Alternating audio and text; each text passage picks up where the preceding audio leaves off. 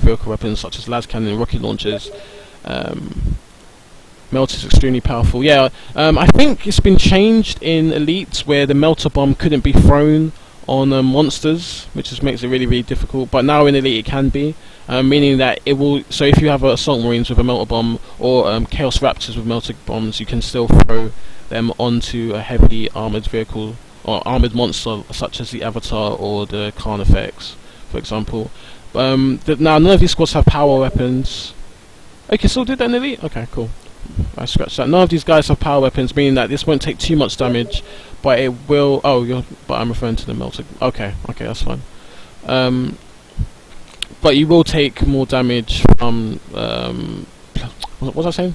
You're going to take less damage from vehicle weapons, but more damage from heavy weapons such as plasma guns or power weapons such as banshees, power blades. Huge knockback, knock him out squad, and look at this vehicle. Gonna charge with some units, sending them flying. Doesn't give a damn. These guys are just like, thanks a lot, Blood Crusher. Korn doesn't care where the blood comes from, just as long as it does come. And he'd probably go for a power brush now. Hasn't got hardly any units. Kvek with only 2 squads to Juhwann's 1, 2, 3. I can't even count. Let's count 1, 2, 3, 4, 5. I'm dyslexic, leave me alone. 5 squads. And well, 5 now coming up with Chaos Dreadnought, which probably means this is probably going to end up being GG.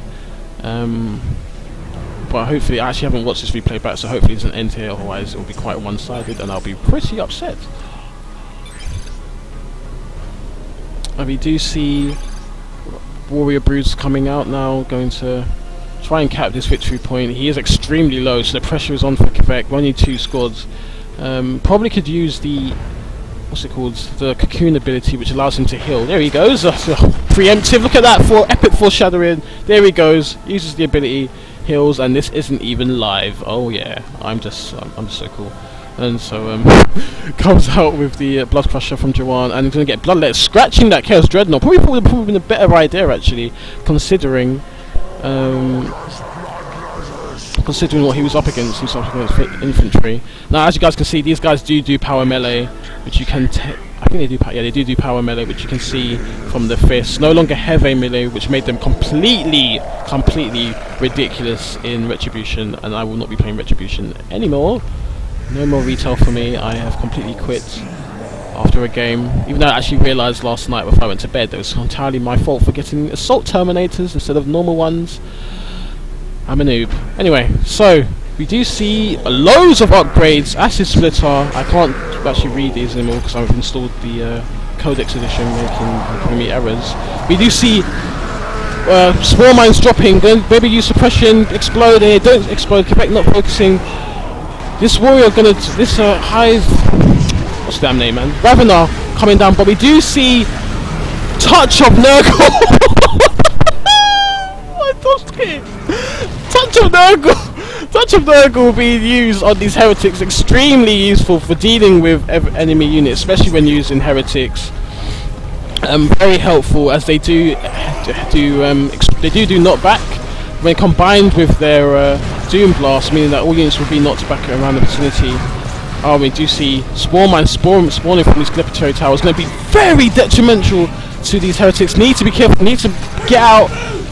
There it goes again, another explosion. The heretics need to be very careful, but this vehicle's gonna probably go down, and there's another grenade, a Spore Mine grenade. It's gonna go off on these Bloodletters, wiping the squad! Completely wiping the squad.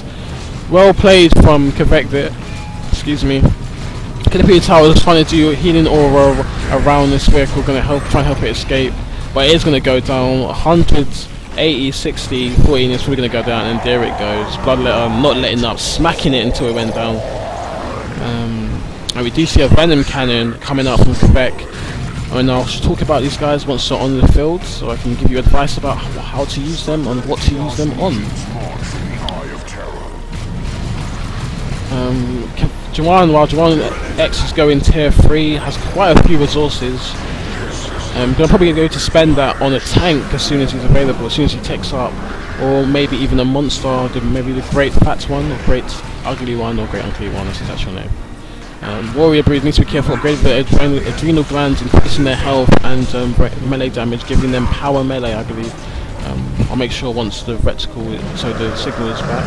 And now, here we go, Venom Bruise, very good against vehicles, going to do huge amounts of damage. Worship probably should be used on this Bloodletter, but it does, Blood Crusher, but it does manage to escape out of there. Hormogon's going to be able to pressure this squad. They do hardly any range damage to infantry, which you'll be able to notice. So there you go, like hardly any range. They're missing. This squad is laughing at them currently. And right now, it completely looks like Juhwann's game. But judging from the title, things are likely to change. Here we come with the Ravna Alpha coming. I'm going to try and tie up these heretics. Chaos Space Marines upgraded with a sergeant. And no, we don't see a mark on them yet. Probably going to need to get a mark of Khorne just to lock up these squads. There we go. There's a splash damage from the Ravener. Going to do huge amounts of damage to these heretics, and it goes down, stabbed in the back. Wow, Miasma from one of the war gears. Not too sure what that is. I think it's Toxic Miasma. Grants the Toxic Miasma ability, which emits a toxic cloud that damages nearby enemies and generate, and that's a spell which does nothing really. Chaos Terminator is coming down, but without those heretics, a lot of the capping power that JuhwannX has been relieved of him. He won't be able to repair this Blood Crusher, but these Chaos Terminators are really effective, can be upgraded with auto cannons and lightning claws, making them effective against vehicles from the auto cannons, and infantry, super heavy infantry by the lightning claws. Or Chaos Lightning Claws, we'll call them, or Chaos Claws, or Barbecue Chicken Claws. Let's call them Barbecue Chicken Claws, because these guys are dark. Anyway, the upgrade will come with some Swarm with Power Fists and Storm Bolters, meaning their attacks are very, very powerful, but their melee attacks are quite slow. So just be careful when you're going against Banshees. So they will, every strike comes a bit slower. They have a lower initiative in tabletop, which means they will strike last, meaning that squads like Banshees can kill them instantly. I remember using my entire Terminator squad to Banshees on tabletop. I then proceeded to throw my bag and codex at the enemy player and walk out, go into KFC to get something to eat and chill out. Now we've got a triple cap from Kvek, meaning that JuhwannX really needs to put the pressure. Here comes the heretics, probably going to be upgraded with a sergeant, Aspiring Champions, which they are. There they are, healing. Going to try and repair this Blood Crusher. Should probably charge in just to knock back these units. Using the worship there, meaning that there won't be any splash damage. Comes out of the worship, meaning that the entire squad will take splash damage. Needs to be more careful. The squad's going to go down again if he doesn't retreat soon. Knocked back by the passive leap by the warriors, killing that squad. But these Terminators do get upgraded with their lightning claws, killing the Ravener, and there he is laid out on the floor, wagging his little tail as he's unable to move. Surprised that Kvek's not giving up just yet. Upgrade comes out with Geniuses. Geniuses very effective in melee, have the highest melee skill in the game. I think it's something ridiculous like 80, meaning that they'll be able to wipe out these well, they'll be able to, they probably won't be able to wipe them out, but they'll be very, very effective against these Lightning Claw Terminators, who probably need to be a bit more careful, as they seem to be walking into stuff and knocking it over. Gonna try and deal with this Calipari Tower, and JuhwannX probably needs to start capping, which he is. Kvek also decapping this top victory point, meaning that he'll be able to slow down the advance. And here's the tank finally, going to be effective for dealing with these warrior broods. Every unit basically that hasn't got synapse, which you can tell from the little glowing thing above their heads and the little reticles around them, will get knocked back when a synaptic creature such as a warrior or zonephobe is killed. It does do damage, so when you're going against a Carnifex, make sure that you are focusing down the warriors at first if you can slow down the Carnifex, because it will lose health.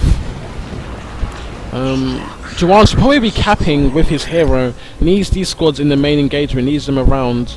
Heretics, which will wiped again, gonna come back. Probably should get a second Heretic squad just to be safe. Chaos Space Marines also helping. See, his hero could be here, or the Heretics. Heretics not going to be very useful for dealing against either of these squads, really. Scratches the Predator there. Besides that, he'll go for a Devastator squad instead. Probably going to be effective at slowing down these squads. Here goes a grenade. and there is a little burrow trap which is really effective for suppressing and knocking down squads. But there's the Spartan champion, great to spot that, I mean that it won't explode and that he can deal with this really quickly. So probably put down a hive node, that's the name, hive node, which is probably going to help against the range damage. There goes the Calipari tower, probably going to be spawning spawn mines. Here comes a big engagement, here comes the Gene Stealers ripping apart these aspiring champion heretics. Need to be careful, needs to get out of there, doesn't need to lose the squad again, and they end up losing quite a few members, but not this whole squad survives. Warriors dangerously low. There's the knockback from the explosion, from the death of the Warriors, knocking back these squads. Terminators could teleport in and finish it off, but I don't think I think he might have used it earlier to close the distance and get here quickly. And another Calipari tower, not really doing anything. Not sure why Kvek's doing that, using his reds. Has quite a bit of red, probably could use it on getting another squad, but there goes the knockback. Barspower going down, slowing down these retreating units, but it's not going to matter. If you guys noticed, there was a little red circle which appears around the Terminators. Every single time they kill a unit, the enemy units around them lose, I think they lose morale, which basically means that they'll lose damage and combat effectiveness by 15%. Ace, you have to correct me if I am incorrect. And I'm currently not seeing how Kvek's going to be able to come back from this. Lost quite a lot of units from both sides going down carelessly.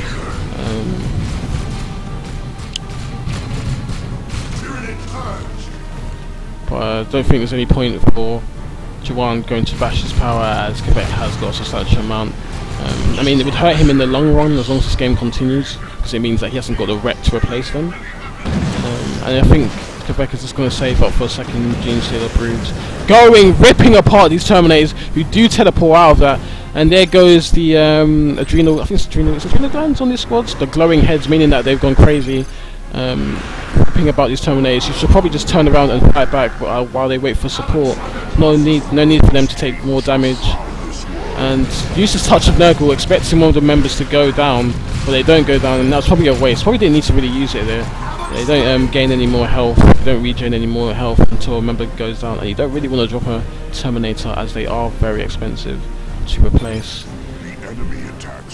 Kvek, look at this comeback. Kvek's already managed to turn it around just from inflicting so many losses on Juhwann. Juhwann with 7 units here and still unable to make a comeback. Still should have more map presence, should be capping with one of these squads at least, just focusing on capping, keeping these capping and keeping these victory points rather than, you know, trying to just dominate these engagements. Doesn't really need to. He's in a very good position, even dropping what's it called?